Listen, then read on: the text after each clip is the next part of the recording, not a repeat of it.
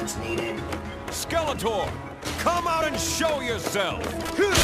He-Man, I sense the planet Eternia is in grave danger. I do not know how. Suspicion must fall on Skeletor. You must find out what is happening before it is too late. You guys should really consider more training!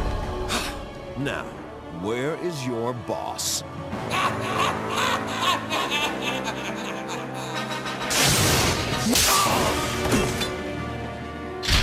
Worthless robots! They told me He-Man was attacking. But it's only that pathetic prince. Oh well, we can never have too many prisoners. Prince Adam, are you all right?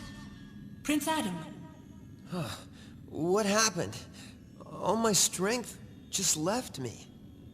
Skeletor is not at Snake Mountain, Adam. He is here, attacking Greyskull with more strength than we've ever seen him possess before.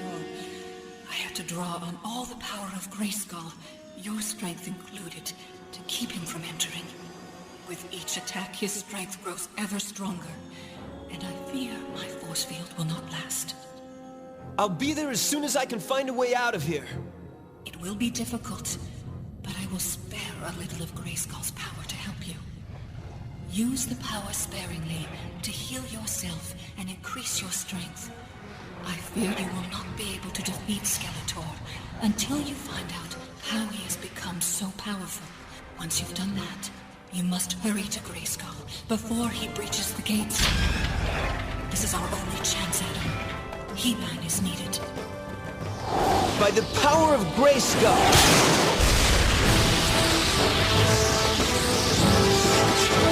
I have the power!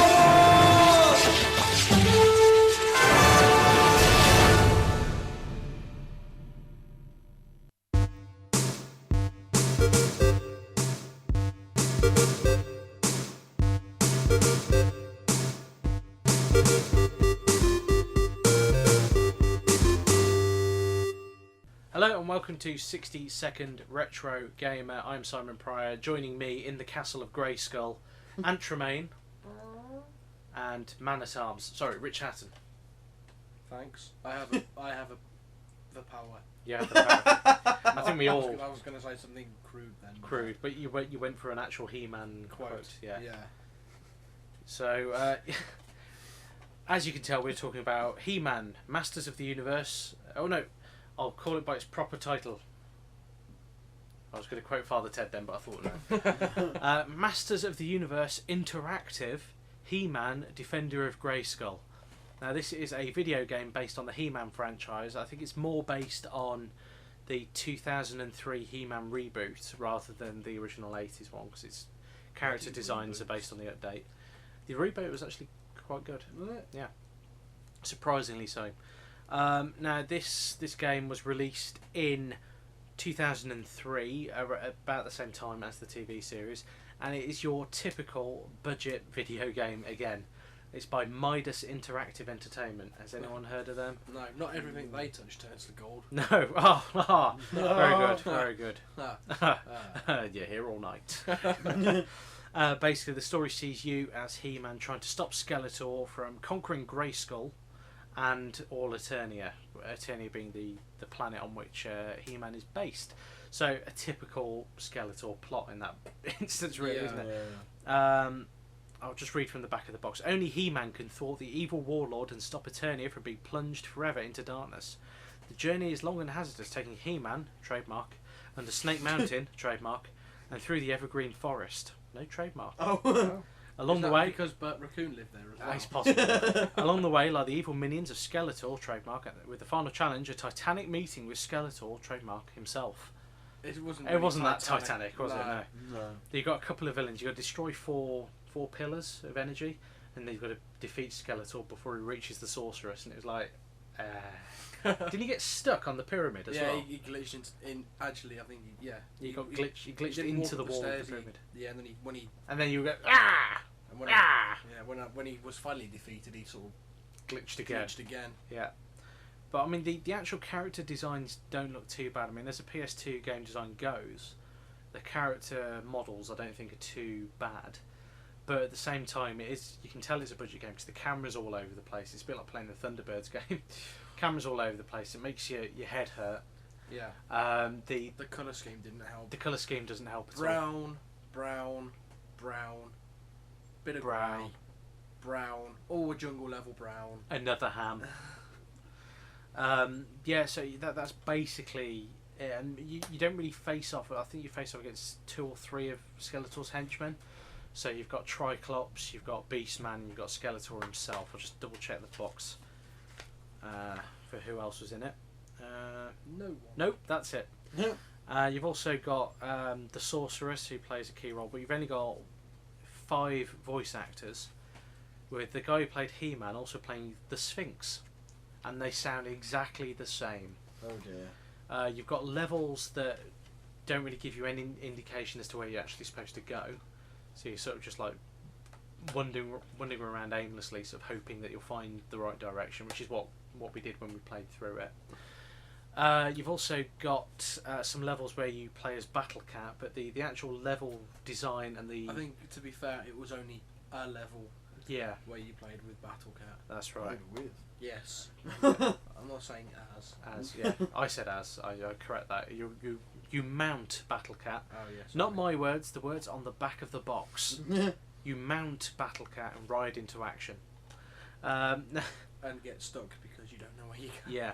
Survive the rough lands of Eternia. I thought Eternia was supposed to be some sort of like paradise sort of place. Yeah, it's probably. But so you've got Triclops and Beastman as the main villains, and it's the same stuff over and over pretty much, isn't it? It's God of hack War. and slash is appalling. Yeah, God of War, light. Yes. Light. I mean, God of War does hack and slash really, really well, and I mean, God of War was actually after this, I think. So, but the hack and slash in this is hideous. I mean, you do get different sets of combos like sword and shield, and axe and shield. You can pull off different combos based on what weapon you're currently holding, but they don't appear to do much in the way of damage, though. There's no sense of the weapons actually hurting the people you're fighting. And then they just fall apart. Yeah, because they're robots. Yeah, because you can't kill anyone. No. And it's quite telling as well that Skeletor doesn't die, but he'll be back, He-Man! As he vanishes. Yes, he vanishes into the ether. And then He-Man says, he'll be back. He's just said He just that. told us that. You don't need to inform us. I mean, we're again. probably just giving away the end of the game. Oh, it was going to be obvious that He-Man was going to stop him. Come on. But he's got a game named after him. Yeah, I mean, if it was Skeletor's Revenge, I'd expect something, where So Skeletor was going to beat the crap out of He-Man. This is true. You know. But I was actually hoping for a lot more from this game when I got it, and it's dire. It's terrible. It's a bit dull. I mean, In a word, it's shit. It's truly diabolical. I can think of much better games to play than the He-Man game, and it is actually Thunderbirds is playable again by comparison.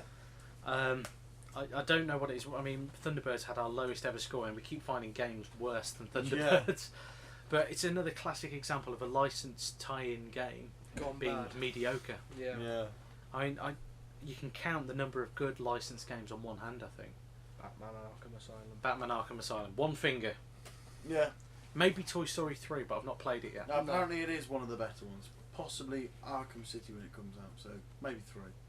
Arkham City will be. There's no maybe about it. You never know. I know. I know. He knows. It's going to be very, very he has good. foreseen it. But I mean, it's unlike most budget games. There are 22 pages to this manual. Bloody Nora. But it does advertise 4 more exciting titles available via Midas Interactive. Oh Christ! Which include Pacific Warriors 2, Project Minerva. Oh, I've heard of that. Crescent Suzuki Racing, and Operation Air Assault. Lovely. Oh my god. So classics all in. But what I do like about the game in general is that it does do a very faithful He-Man story without going too silly, but at the same time it is deadly repetitive. Sorry, just going back to the Crescent Suzuki Racing. What is the chap on the bottom of that box doing?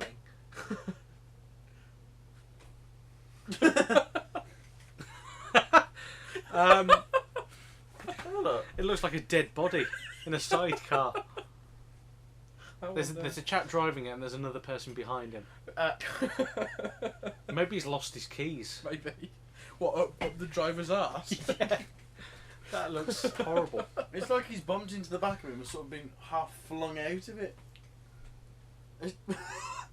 Okay. Oh Okay, dear. I want to say to that. No. For anyone listening to this, look Look at the image. Yeah, Google look the at image. look at Yeah. your pocket. He-Man, Defender of Greyskull, requires 96 kilobytes of free space to save game data. You've got 3 pages of controls for melee data, so two-handed sword and shield, and axe. All weapon sets have generic controls, and you've also got mounted controls where Battlecat can either swipe at the enemy Or fire missiles. which, as you can see on my toy up there, Oh, yeah. they weren't on the original Battlecat design. So it's definitely in the realms of the new He-Man.